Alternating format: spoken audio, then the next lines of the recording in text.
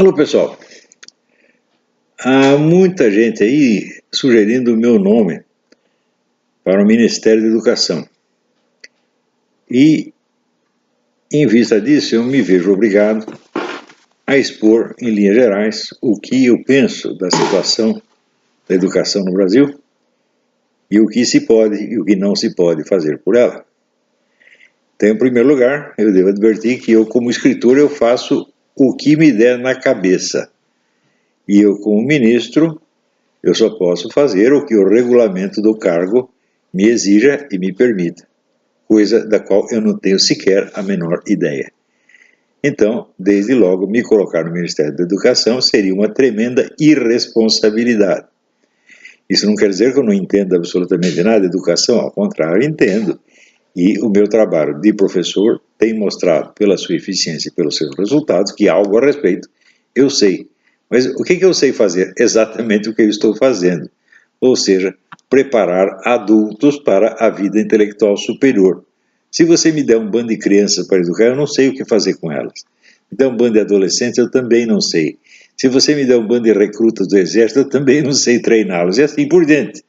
Então, é aquele negócio de você não subir acima das suas chinelas, você está entendendo? Eu sei os meus limites, e o homem que não sabe os seus limites é um adolescente, não cresceu, e, portanto, não está habilitado a cumprir função nenhuma. Eu cumpro a minha função e, cá entre nós, eu cumpro muito bem. Os meus alunos estão aí, são milhares os que reconhecem que foram as minhas aulas que despertaram a sua inteligência, que os colocaram na pista da vida intelectual superior e assim por diante. São milhares de depoimentos, não sou eu que estou dizendo isso. Então, quer dizer, isso eu sei fazer, mas isso não quer dizer que eu saiba fazer uma outra coisa, né? Então, este é o primeiro ponto. Em segundo lugar, eu vou dizer francamente para vocês, sem nenhum exagero, sem nenhuma figura de linguagem, eu considero o problema da educação brasileira, assim, talvez o maior problema que a humanidade já tenha enfrentado. O problema mais difícil, não evidentemente o mais grave, porque ele não está, vamos dizer, a falta de educação não vai matar ninguém, não é nesse sentido que eu estou falando. Eu estou falando da dificuldade de resolver. Por quê? Vamos analisar os seguintes fatos. O Brasil tem aproximadamente 8 milhões de estudantes secundários, estudantes universitários. Desses, 50% são analfabetos funcionais. 4 milhões. Ou seja, nós estamos colocando na rua com diploma superior e autorização para exercício de profissões superiores 4 milhões de analfabetos funcionais por ano. E isto já vem há muito tempo. Então você pode calcular assim, no mínimo, dos profissionais que exercem funções superiores no Brasil, há pelo menos 40 ou 50 milhões de analfabetos funcionais. E essa gente assim está atendendo, né, as pessoas como médicos, está lidando com os interesses deles como advogados, está construindo casas, máquinas, equipamentos para eles como engenheiro e assim por diante. Isso sem contar os que estão dando palpites sobre as grandes questões da filosofia, da sociedade, da moral, etc., como filósofos ou cientistas sociais. 40 ou 50 milhões de chupins analfabetos funcionais. E nós estamos pagando tudo isto. Hein? O que nós vamos fazer com esta gente? Se fosse em Cuba, não teria problema nenhum. Mandaria todo mundo cortar cana. Caça o diploma e manda cortar cana. Só que nós não podemos fazer isso. Nós não temos meios de agir para consertar este problema. Então, chega lá, o sujeito agora eu sou ministro da Educação. Tá? Você não vai ser ministro da Educação, por exemplo, você vai ser o ministro da falta de educação. No ensino secundário, nós temos aproximadamente 28 milhões de inscritos que sistematicamente, todo ano, tiram os últimos lugares nos testes internacionais, abaixo dos alunos da Zâmbia, da Serra Leoa, do Paraguai, dos países mais pobres que você possa imaginar. O que nós vamos fazer com isso, gente? Sabe o que produziu isto? Eu vou lhe dizer. O que produziu isso foi a mentalidade criminosa que considera a educação um benefício que o Estado está dando ao indivíduo. Considera a educação um direito de todos. Né? Então, é assim, esta ideia introduz na cabeça do cidadãozinho a crença de que ele está recebendo a educação e o seu diplominha secundário ou superior para o seu benefício, não para que ele preste algum serviço à sociedade. Então você tem direito a um canal de ascensão social e você pega o canal com o nome de diploma e você sai na rua enganando as pessoas, fazendo um serviço de merda, tá certo? E ferrando com a vida dos seus semelhantes e achando que está exercendo um direito. Esse direito não existe, meu filho. A educação superior não é um direito, de jeito, em hipótese alguma. A educação superior é um benefício que algumas pessoas recebem em função do trabalho superior e superiormente difícil que elas prestarão à sociedade, prestarão aos seus semelhantes. Ora, quem é que durante o exercício desse seu maravilhoso direito de acesso à educação superior está pensando nos seus semelhantes, está pensando no seu direito? E esse direito tem que ser dado para todos. Não, meu filho, esse direito tem que ser conquistado pela prova de que você vai se dedicar seriamente àquela profissão. Mas, meu Deus, se você não estuda, nem se dedica seriamente ao próprio estudo, como é que vai se dedicar seriamente à profissão cujo diploma você vai receber? Isso é impossível. Isso significa, desses 8 milhões de sujeitos que estão cursando universitário, todos estão lá apenas para conquistar um meio de ascensão social. Eles não perguntam assim, mas eu vou exercer algum trabalho útil? O que eu vou fazer pela sociedade humana? Qual é a minha utilidade? Eles vão me pagar para quê? Ninguém pergunta isso. Então, essa história de que a educação é o direito de todos, isso é uma coisa de demagogos, criminosos. Os caras que inventaram essa ideia deveriam estar na cadeia. Tá certo? Porque a educação não é seu direito, meu filho. A educação é um privilégio que você recebe em função de um serviço que você vai prestar para toda a nação, para todo o povo, para todos os seus semelhantes. O cara que pensa na educação como uma coisa para a sua ascensão social, como um direito dele, é um egoísta. Esse sistema está educando as pessoas para serem psicopatas, para serem criaturas antissociais, que só pensam em si mesmos, que vão para a universidade, sabe por quê? Porque lá está cheio de garota, cheio de mulher, lá tem sexo livre, lá tem maconha à vontade, você pode dizer o que quiser, você pode gritar, você pode bravejar, você pode bater no professor, você pode queimar a sala de aula, você pode fazer tudo. Eles vão lá para isto. E o que cria isto é a mentalidade de que a educação é um direito. Ora, como a educação pode ser um direito? Presta atenção. Se todos os educadores do mundo tem o consenso de que o sujeito ativo da educação é o estudante e não o professor. O professor apenas dá a ocasião, mas quem tem que estudar e tem que realizar os fins da educação é o aluno. Como pode ser um direito uma coisa que você mesmo tem de fazer? Direito é uma coisa, direito, já dizia Simone Weil, direito é a obrigação de um terceiro. Por exemplo, se eu digo assim, as crianças têm direito a ser alimentadas. Isso quer dizer que alguém tem a obrigação de alimentá-las. Se ninguém tem a obrigação de alimentá-las, o direito não existe. É só papo furado. Então, a substância do direito é a obrigação que ele cria para um terceiro. Ora, se a educação não é algo que o professor possa fazer por você, não é algo que o Estado possa fazer por você, mas que só você pode fazer por você, que sentido tem denominá-la um direito? A categoria do direito não se aplica absolutamente. Você pode dizer que o Estado tem a obrigação de tentar educar você, de dar algum instrumento para você, mas não de dar educação. Ninguém dá educação para ninguém. A educação, o aluno conquista por si mesmo. Aqui nos Estados Unidos, o educador de maior sucesso chama-se John Taylor Gatto, G-A-T-T-O. E ele descobriu o óbvio dos óbvios. As pessoas só aprendem o que querem. Portanto, o que ele ensina? Ele diz, eu ensino o que o aluno quer aprender. O resto eu não ensino. Então, se o aluno só pensa em basquetebol, muito bem, eu só vou ensinar basquetebol para ele. Só que o basquetebol passa a ser, vamos dizer, a raiz de onde surgem todos os ensinamentos necessários para a compreensão e a prática do basquetebol. Inclusive noções de fisiologia, de medicina, de física, etc. Tudo com base no beisebol. Se o aluno estiver interessado em luta de boxe, então vai ser a luta de boxe. Não importa o quão pequena seja a área de interesse dele. Qualquer área de interesse é o centro tá certo? De onde a educação irradia para todas as outras áreas. Então você pode pegar qualquer ponto de partida, serve. Agora, se você já vem com um programa pronto, olha meu filho, aqui você vai ter que aprender português, matemática, história geral, ciências, mais isso, mais aquilo, mais aquilo, mais aquilo, mais aquilo, você não vai aprender nada. Né? Eu afirmo para você, eu desisti do ensino formal muito cedo na minha vida, porque eu percebi exatamente isso. Eu falo, olha, eu venho aqui na escola para aprender só duas coisas, latim e biologia.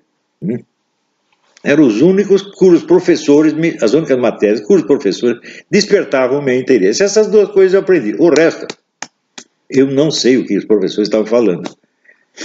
Nós tínhamos um professor de história, que era um homem eruditíssimo, só que ele já estava cego. Então, ele não dava aula, ele fazia discursos. Né? Até hoje eu não sei sobre o que ele estava falando. Ele não sabia, inclusive, onde estava a classe, às vezes ele começava o discurso, daqui a pouco ele estava voltado para a parede. Né? Como é que você pode aprender alguma coisa nesta base? Realmente não pode. Né? Havia os professores, havia uma diretora que foi pega dando para um aluno na sala da diretoria, e outro que foi pego vendendo diploma. Então, diante dessas coisas, eu falei, mas esse lugar aqui não é sério, esse lugar aqui é perigoso. Eles estão aqui para tomar o meu tempo, tomar as minhas energias. Eu fiz as contas. Se eu, em vez de vir para cá todos os dias, levo uma hora para chegar aqui, outra hora para voltar, tenho que carregar essa mala pesada, e tem mais isso, e mais aquilo, outro, estou gastando um tempo engraçado. Se eu ficar em casa e estudar 2 horas por dia, eu ganho muito mais do que isso. E a minha vida é a prova disso. Eu vou dizer uma coisa, eu sou uma das raríssimas pessoas que tem educação universitária no Brasil, porque eu conquistei por mim mesmo. Numa universidade brasileira é impossível. Impossível.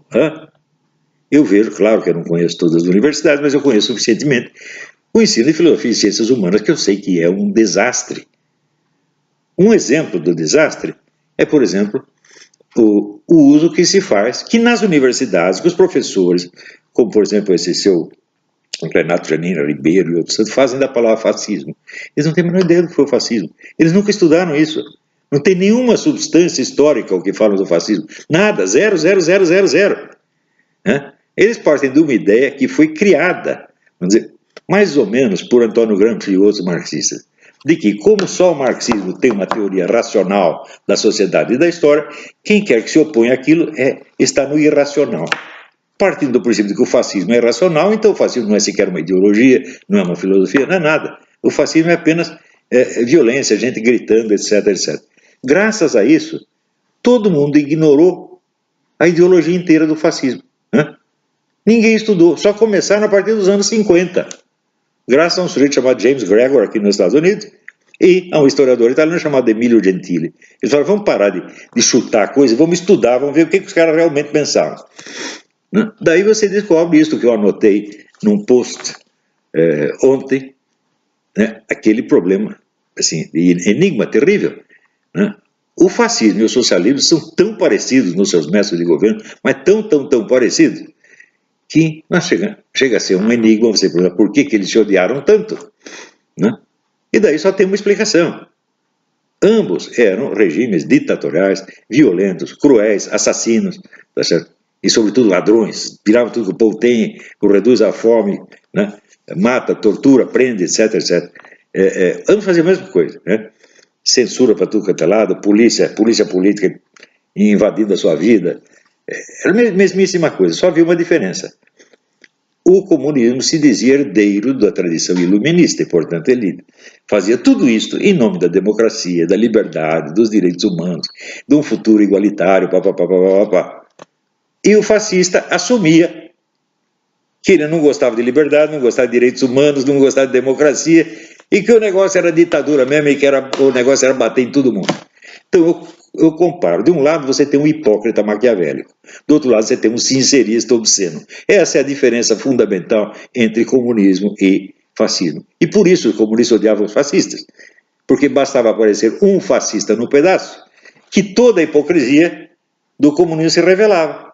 Olha, esse cara aí está confessando, não só os crimes dele, mas está confessando os seus também, que você esconde. Então, claro, tem que esconder o fascismo, tem que varrer o fascismo para baixo do tapete, tá certo? E vieram fazendo isso até hoje, e nas universidades brasileiras, qualquer coisa que o comunista não gosta, ele chama de fascista. Ora, eu estudei o fascismo, eu já estou pensando até escrever um livro assim, que caralho é o fascismo? Né? Porque a ignorância a respeito é tanta, e é a ignorância universitária, gente. É a ignorância de caras que posam como professores. E que, junto, como não tem cultura suficiente, não tem cultura universitária mesmo, é tudo falso, né? Eles também não são capazes de analisar a realidade quando ela está na cara deles. Por exemplo, nós sabemos que no Brasil, há 30 anos, o pessoal de esquerda censura, discrimina, boicota, destrói carreiras universitárias, tapa a boca das pessoas, estão fazendo isso há 40 anos. Né? Daí aparece a menina, que é a Ana Carolina Companheiro, e diz, olha, vamos lá e vamos fotografar o que está acontecendo. Imediatamente aparece o Renato Janina Ribeiro dizendo, não, isso é uma onda de violência fascista dentro da universidade. O quê? Ela não fez nada, ela só disse que sugeriu que fizessem, não que fizessem o que vocês estão fazendo. Por exemplo, o que fizeram com o meu filme, Jardim das Aflições, em várias universidades, que se reuniam gritando, agitando, tocando fogo nas coisas, atemorizando as pessoas para não passar o filme, porque eles têm medo de ver o filme, meu Deus do céu. Vocês que fazem isso. Ô Renato Janine, são os seus discipulinhos que fazem isso. E daí aparece a menina e simplesmente sugere. Né? Eu achei a sugestão até, inclusive, ingênua. Tá certo? Porque ela fazer isso, ela está se sujeitando. Aqui digo exatamente isso dela. Não é assim que se lida com esses caras. Você tem que ter um pouco de conhecer a malícia deles e saber por onde mexer. Né? Isso não quer dizer que você deve policiar o seu vocabulário. Não, não, não. Eu não policio o meu vocabulário de jeito nenhum. Mas eu não dou arma para o inimigo. Eu digo as coisas de tal maneira que se ele for reclamar, vai sair pior ainda. Sempre foi assim e sempre será. Enquanto eu não ficar gaga, vai ser assim. Né? Depois já não interessa mais. Bom. Então, o que nós vamos fazer com esses meninos que tiram os últimos lugares nos testes internacionais, que são derrotados por menininhos seminus e miseráveis, famintos, da Zâmbia, da Serra Leoa, dos países mais pobres do mundo? O que nós vamos fazer com esses camaradas bem alimentados, porque aqui os alunos, a maioria da classe média, bem alimentados, que tiram os últimos lugares? O que nós vamos fazer com esses 4 milhões de analfabetos funcionais que estão anualmente sendo despejados no mercado? E que estão lá porque acreditam que a educação, que o diploma superior é um direito que eles têm. Diploma superior não é um direito, meu filho. Diploma superior é uma obrigação que você tem para cumprir com a sociedade. Agora, se o sujeito não cumpre, mas a sua profissão superior é um direito, então a competência ou a incompetência não faz diferença. É um direito é um direito. Não é isso? Isso é a mesma coisa que o sujeito achar que ele ter, sei lá, uma carteira de habilitação para dirigir automóvel é um direito. Não é um direito. É uma obrigação que você contrai. Você vai lá, faz o exame, então agora você tem a obrigação de cumprir as leis e dirigir direito. Antes você não tinha essa obrigação. Agora que você tem a carteira, você tem. Diploma é a mesma coisa, meu filho. Por exemplo, eu não sou obrigado a curar ninguém. Chega o sujeito aqui, o doutor, eu estou com hemorroida, eu falo, vai no médico, não é comigo o negócio. Se eu tenho um diploma de medicina, eu contraria um direito? Não! Contraria uma obrigação de tratar daquele sujeito de acordo com o melhor do que a ciência pode me ensinar. Do mesmo modo, se você é advogado, tem um diploma, agora você é doutor, muito bem. Isso quer dizer que você tem a obrigação de orientar o sujeito segundo as leis existentes e fazer com que os direitos dele sejam respeitados. Essa é a sua obrigação para com ele. Você não tem direito nenhum, meu filho. Seu único direito é cumprir sua obrigação. Diploma superior é isso, ele é obrigação e só obrigação. Não é mais nada. Agora, você acha que esses 8 milhões que estão lá para cumprir uma obrigação? Não, estão para subir na vida, porque alguém ensinou para eles que a educação é direito de todos. Não é direito de todos. Direito é obrigação. Educação é uma obrigação de quem a contraiu. É este que é o negócio. Então, se nós queremos consertar a educação no Brasil, então, em primeiro lugar, nós temos que limpar o vocabulário com o qual nós falamos disso. Parar com essa história de que a educação é direito. Direito tem aqueles que serão atendidos por esses profissionais superiores.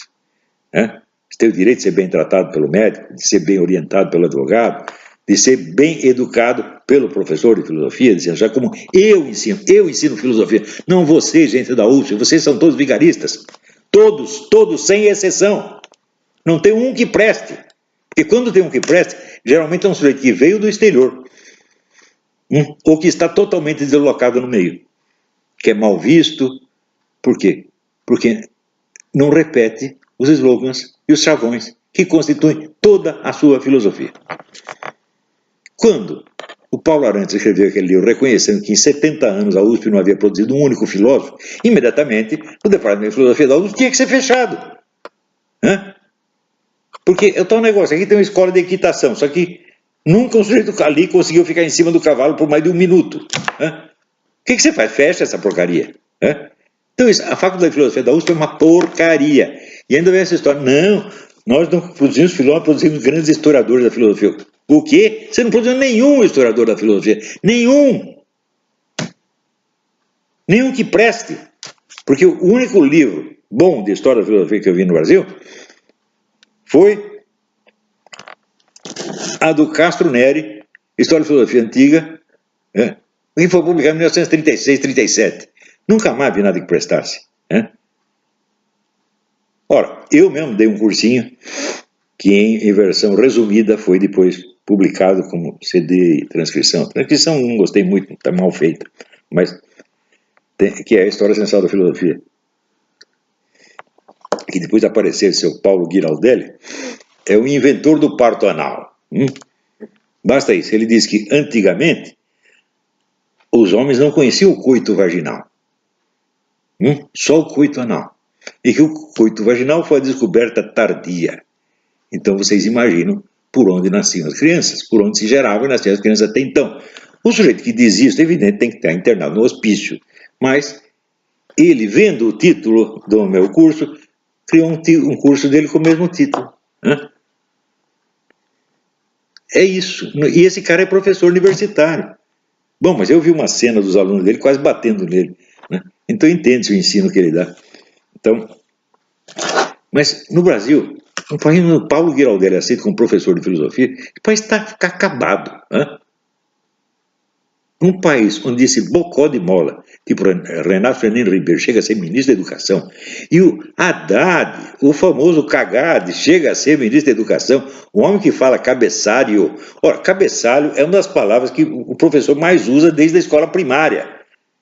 Ele nunca ouviu essa palavra, ou nunca leu aquilo, cabeçalho. Cabeçalho, você sabe o que é, né? É isso que você sente em cima. Então, isso quer dizer que a educação no Brasil virou uma piada macabra, pô. Agora, eu vou querer esse problema na minha mão para eu resolvê-lo? É claro que não. Eu acho que esse problema não tem solução.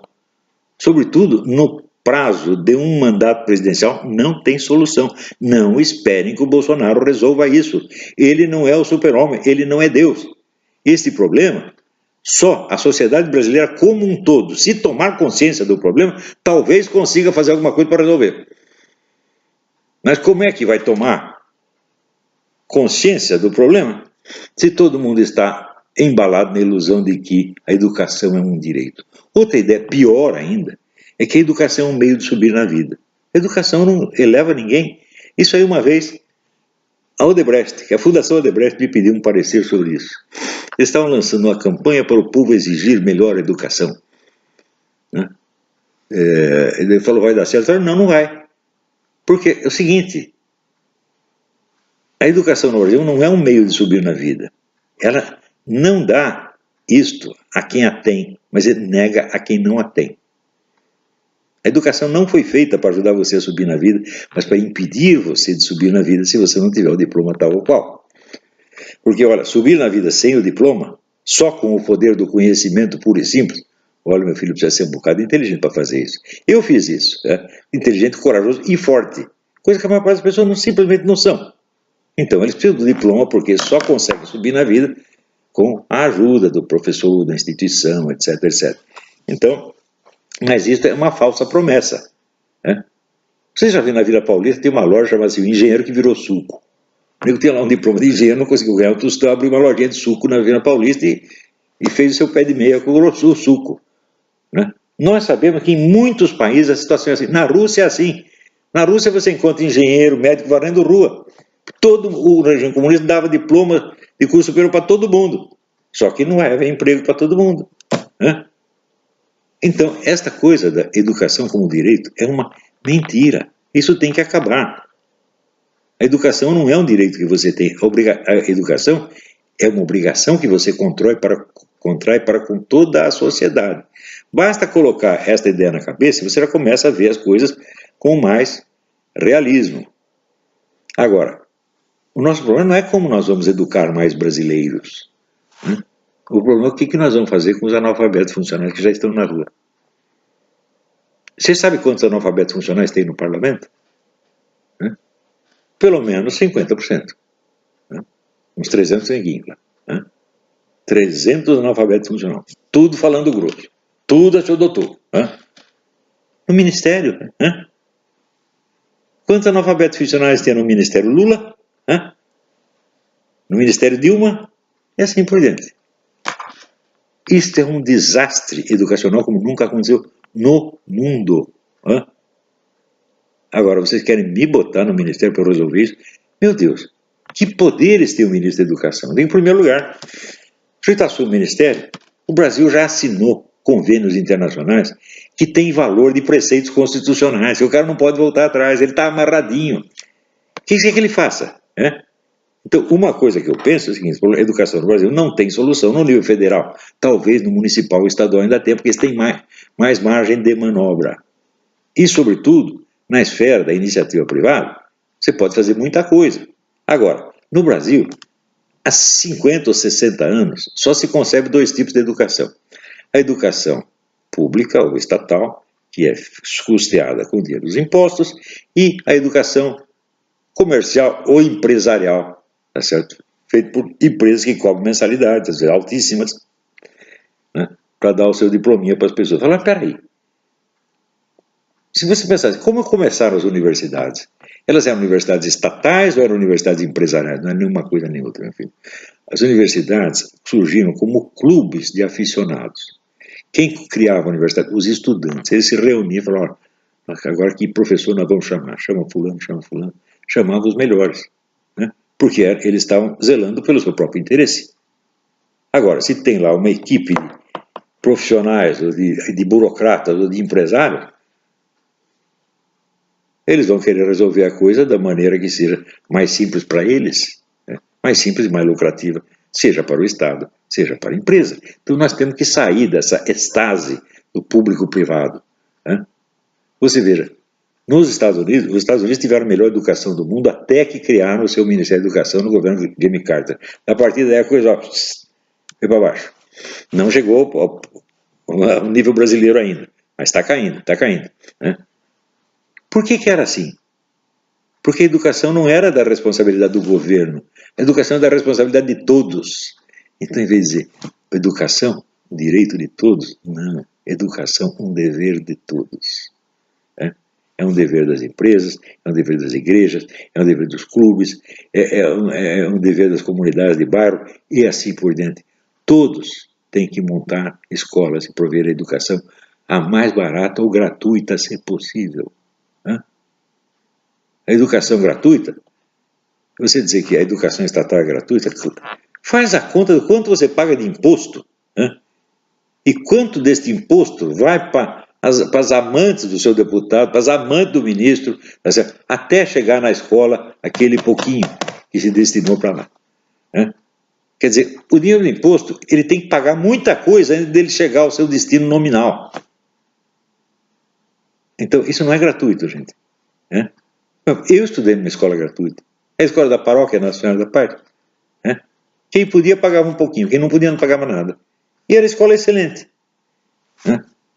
Então, eu quando saí, fui para o ginásio, que era um ginásio do Estado, levando as maiores ilusões de que ali eu ia ter um ensino melhor ainda, eu encontrei isso, o homem lá vendendo diploma, outra transando com o estudante na mesa, um monte de gente falando besteira, e eu percebi que eu estava no mato sem cachorro, que se eu quisesse educação, eu ia ter que adquiri-la por mim mesmo.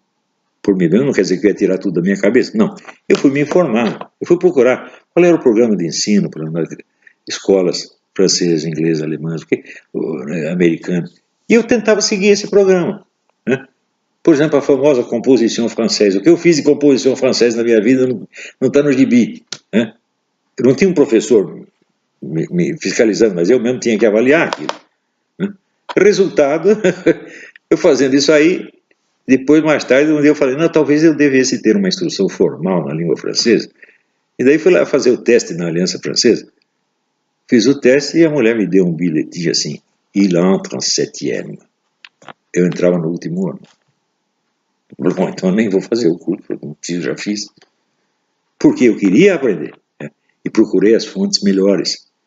Isto é outra coisa que eu sempre insisto com os meus alunos. Antes de você estudar qualquer disciplina, você se informe da bibliografia integral, da história bibliográfica dessa disciplina inteirinha. Antes de ler o primeiro livro. Eu digo isso há muito tempo. Não é isso? Também, nas áreas mais especializadas, como por exemplo o pessoal que quer, quero combater os comunistas, combater os comunopetistas. Eu digo, tu vai dar a cara a tapa. Porque o marxismo não é uma besteira. O marxismo é uma tradição intelectual altamente complexa e muito rica, né? Maligna, é claro, sem dúvida. Mas, justamente por ser maligna, não é para você brincar com ela, né? Não é para você achar que você com 2 tapas vai derrubar tudo aquilo. Eu fiz um programa de estudos para isso, está no artigo Estudar Antes de Falar, né? É um programa de estudo que leva, em média, 5 anos, mas que uma pessoa aplicada pode fazer em 2, talvez até em 1, se correr. Quem não fez esse programa não está habilitado a combater comunopetista nenhum. Ele está habilitado, claro, a combater no nível puramente militante, de tarefeiro, de vai lá, picha um muro, distribui esse panfleto, isso sim, mas isso é o máximo que você vai poder fazer. Mas o Brasil está cheio de cientistas políticos dando palpite, né? Todo mundo tem sua interpretação da sociedade, é um negócio impressionante, é quase só besteira, né? Então, por exemplo, você pode ver o track record dessas pessoas, quando que elas acertaram as suas previsões, porque uma das finalidades da ciência é prever o que vai acontecer. Baseado no que aconteceu, você mais ou menos prevê o que acontece. Bom, estou fazendo previsão há 30 anos, tudo dá certo. E esses caras, né? Até ontem estava cheio de gente dizendo, de boca cheia, não, é impossível o Bolsonaro se eleger, nunca será presidente. Tudo professor. Porra, dei um pé na bunda desses professores, são tudo charlatão, vigarista, porra. Vocês não estão entendendo, estão gastando dinheiro, ou pagando mensalidade, ou pagando imposto para sustentar esses caras, porra. E eles são os analfabetos funcionais que estão criando outros, criando e diplomando outros analfabetos funcionais. Por isso que eu digo, isto é um problema que talvez só Deus resolva, porque é muita gente, né? É muito charlatanismo, é muita mentira, é muita falsidade demais, né? Como é que nós vamos restaurar a verdade da educação? Porque tem tantas pessoas que vivem só da mentira a respeito, né? Pessoas que fizeram da mentira a sua arma na luta pela vida e que não podem desistir. Como, por exemplo, esse pessoal petista, por que você acha que eles estão tão desesperados assim? Porque eles sabem que mudando o governo, os crimes deles vão ser investigados e eles vão para a cadeia. É muito simples. Quem matou o Celso Daniel? Quem matou as testemunhas do Celso Daniel? Quem matou o legista da investigação do Celso Daniel? Quem matou essa gente na pensão que estava o Adélio? Quem armou a mão do Adélio? Quem deu dinheiro para o Adélio fazer isso? Como é que apareceu um advogado caríssimo? Amigo do Haddad, no dia seguinte está lá defendendo o cara. Tudo isso vai ser investigado. Sem contar os crimes que eles fizeram, falando no BNDES, de tirar mais de R$1 bilhão do Brasil, para dar para esses criminosos que governam Cuba, Angola, Venezuela. Ou seja, tiraram do povo brasileiro, que está passando necessidade, para dar para governos que estão levando à míngua os seus cidadãos e, quando eles protestam, os matam. Quer dizer, o número de crimes dessa gente é imensurável. E tudo isso vai ser investigado. Então, assim, não é que eles não querem sair do poder, eles não podem. Porque eles sabem que se sair, então sai dali e vai para a cadeia. Então, no setor da educação, a mesmíssima coisa. Por exemplo, a indústria do livro didático no Brasil. Gente, isso é uma vergonha. É uma vergonha. Daí aparece, a editora Abril tem um projeto de educação. Quem ferrou com a educação no Brasil foi a Editora Abril, com as revistas Escola, Nova Escola e Sala de Aula, que vendia só essas ideias desses educadores comunistas, manipuladores, tipo esse Celestão Freinet, Emília Ferreiro e outros. Eu sei por quê, eu trabalhei lá um tempinho. A redação só tinha comunista, o único que não era eu. E por isso mesmo era considerado um tipo exótico, excêntrico. Não que me tratassem mal, naquele tempo ainda não estava radicalizado assim, até as menininhas comunistas eram muito simpáticas, mas só escreviam besteira. Então, agora vem aí a Editora Abril, ora, meu Deus do céu, esses tívidas são todos pseudo-intelectuais, vocês não perceberam ainda, não? Metido pra caramba, só que no Brasil o sujeito ganha um dinheiro, herda o dinheiro do pai, ele acha que ele é um gênio, ele acha que ele é Albert Einstein. Tem esse gente tipo os Tivita, o Frias, os Marinhos, são todos assim. E a opinião pública brasileira está na mão desses caras. Então, eles são efeito da educação brasileira. Todos esses. Como é que nós vamos resolver isso, gente? Então, me oferece o Ministério da Educação. Fala, eu prefiro que você xingue a minha mãe. Entendeu? Se é para ofender, já xinga logo a minha mãe. Não me chama de ministro, pelo amor de Deus, tá bom? Até lá, obrigado.